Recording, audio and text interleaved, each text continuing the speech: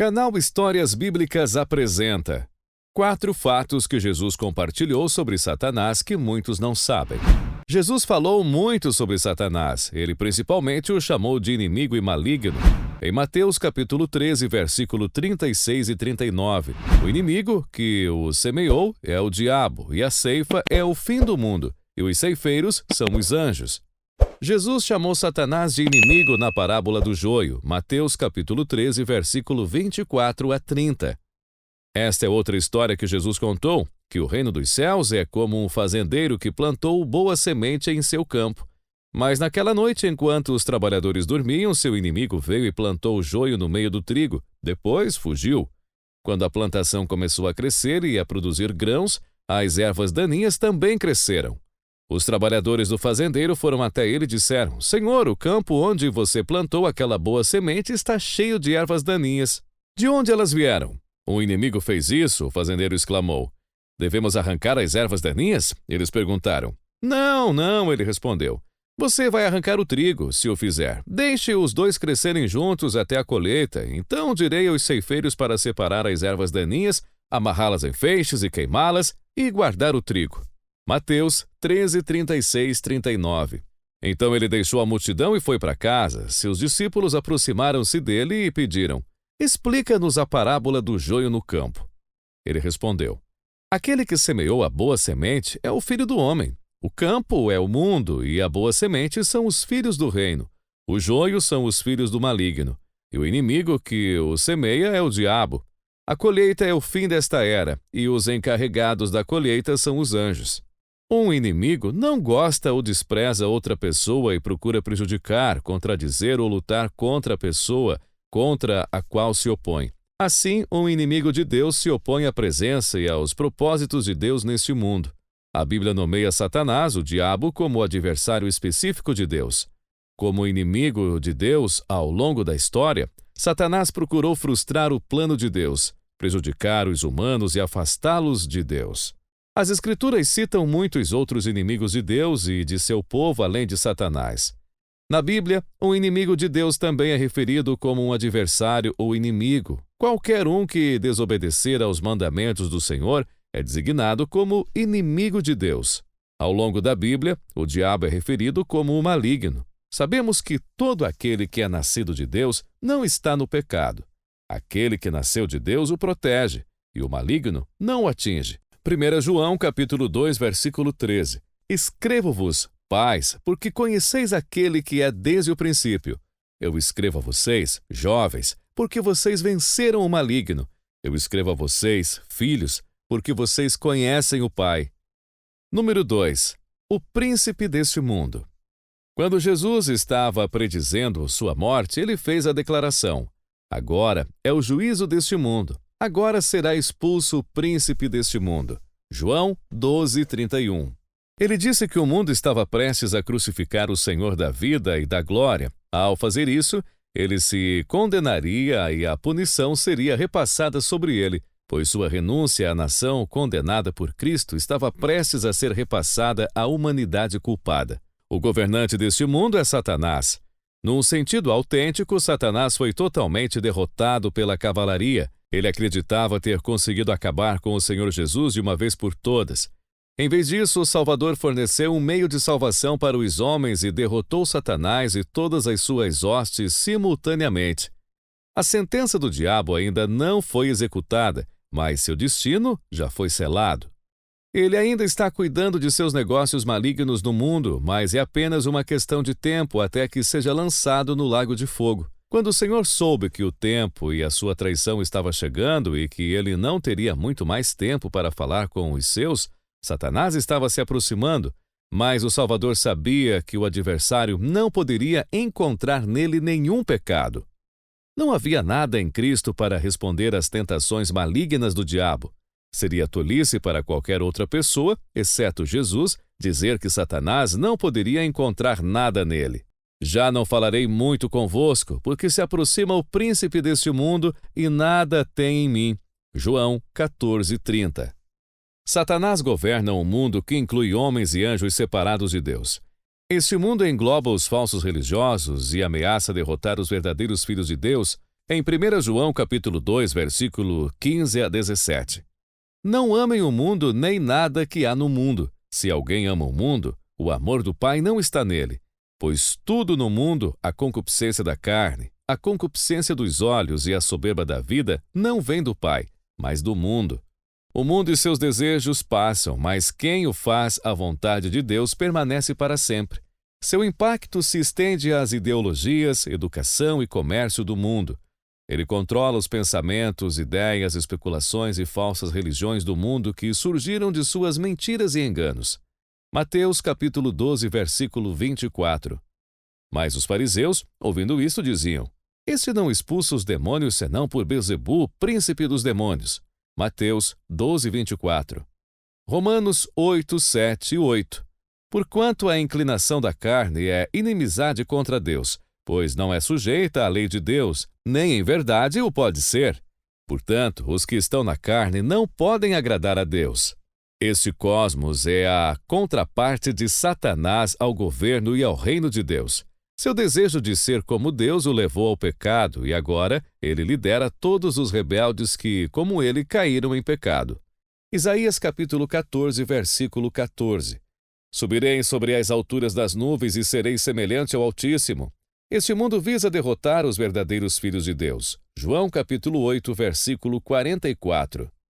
Vocês pertencem ao pai de vocês, o diabo, e querem realizar o desejo dele. Ele foi homicida desde o princípio e não se apegou à verdade, pois não há verdade nele. Quando mente, fala sua própria língua, pois é mentiroso e pai da mentira. Número 4. Que ele deseja ter a vida de Pedro. Essa é talvez a mais excelente história de redenção já escrita. Ele era um pescador e os pescadores eram estereotipamente homens de ação, muito físico e sem medo dos outros, o que Pedro demonstra na Bíblia. No entanto, Pedro enfrentou um desafio significativo, pois o diabo tinha uma marca nele e Jesus o informou sobre isso para dar autoridade a esse dilema.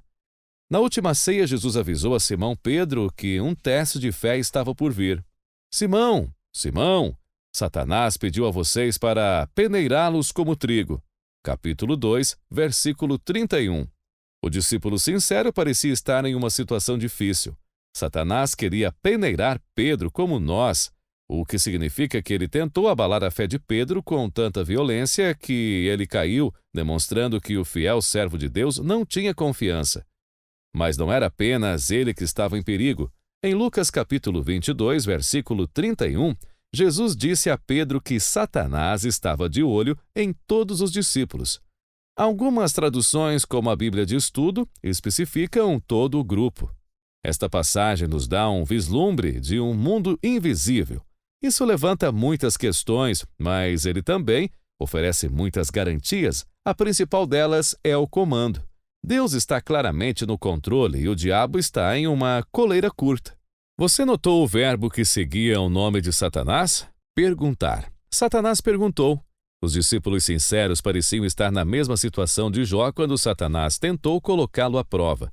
Jó capítulo 1, 10. Porventura tu não cercaste de sebe a ele e a sua casa e a tudo quanto tem?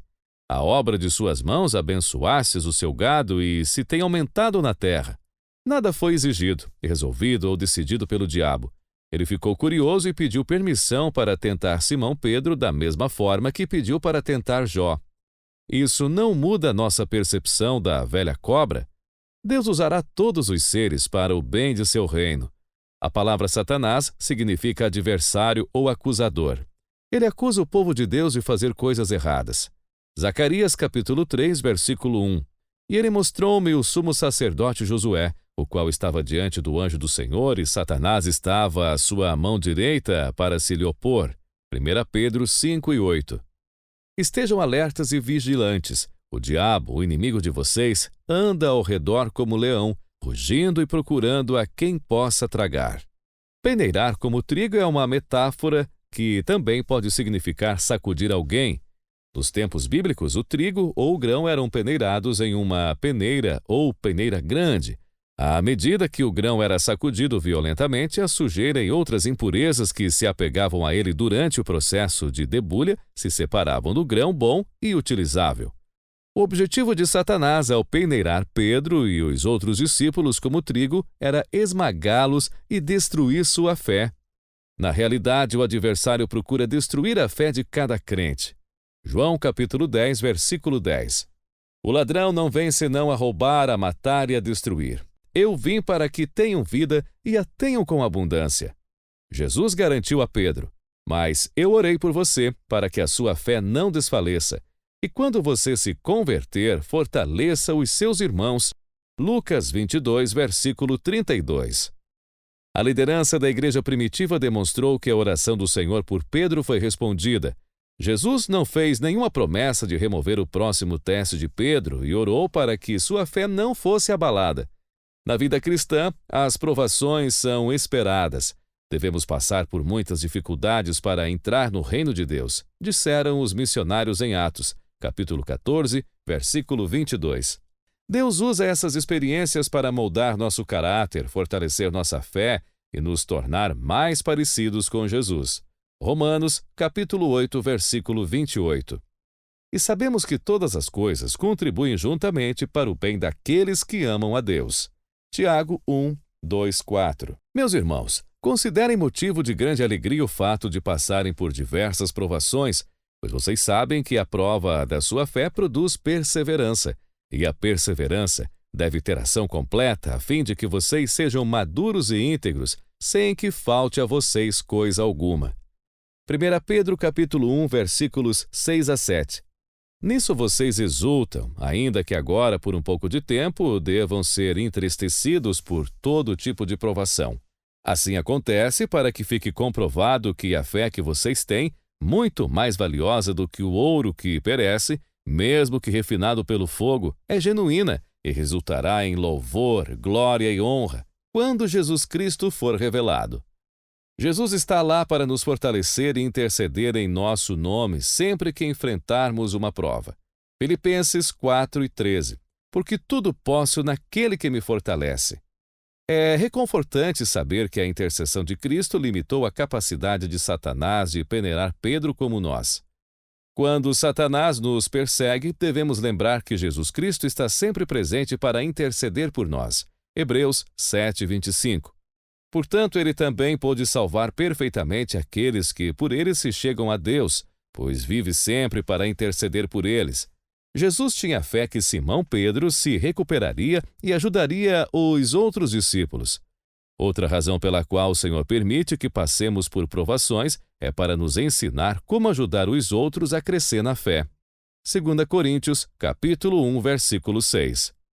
Agora, se estamos aflitos, é para sua consolação e salvação que é eficaz para suportar os mesmos sofrimentos que também sofremos, ou, se estamos confiantes, é para sua consolação e salvação.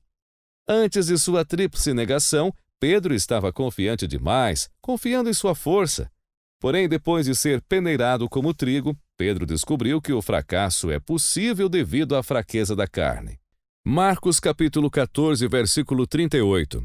Vigiai e orai para que não caiais em tentação. O espírito está pronto, mas a carne é fraca.